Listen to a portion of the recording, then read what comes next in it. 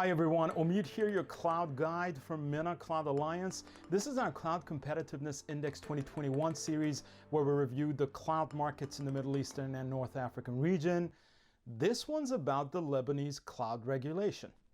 In our previous iteration of Cloud Competitiveness Index, Lebanon received the least score in the regulation domain among the 14 economies that we studied. No national data protection regime, relatively poor scores in the quality of regulation indicators, and a rather weak intellectual property protection score were to blame for that score back in 2019. To assess the regulation domain, we look at four distinct pillars: data regulation, regulatory quality, green regulation, and intellectual property protection. Let's take a look at what the tech and cloud regulatory environment currently looks like in Lebanon. The first Lebanon's e-government strategy was published in 2002, and then it was completely revamped in 2007. In 2018, however, Lebanon Digital Transformation Strategy was published with a vision to transform Lebanon into one of the most advanced digital governments in the region by 2022. This strategy specifically looks at cloud computing opportunities and risks and introduces an action plan to develop a cloud strategy to embrace new innovations in cloud computing, data centers, and virtualizations. This would provide government agencies with a more clear understanding of how the government can harness the opportunity of cloud computing. The mentioned cloud policy, though, has yet to be released in Lebanon. On data protection, Lebanon has been looking into data regulation since 2004, when the draft law ECOMLEB on personal data was introduced.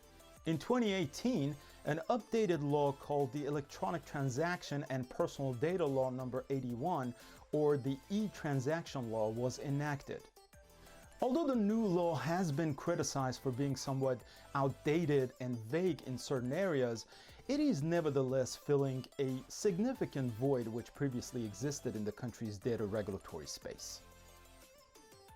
As is the case in many regional economies, there are also an array of laws, some already enacted and some recently drafted, that somehow impact the use of cloud computing. As far as cross-border data transfers, the e-transaction law does not include any provisions on cross-border personal data transfers, which in turn create uncertainty around international data movements. All of these have resulted in a comparatively poor performance in our cloud regulation domain this year.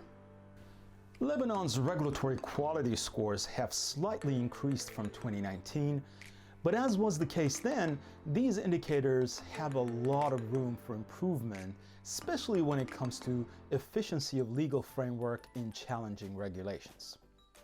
Lebanese green regulation numbers have also marginally improved, though it is doing better on renewables regulation than on energy efficiency regulation.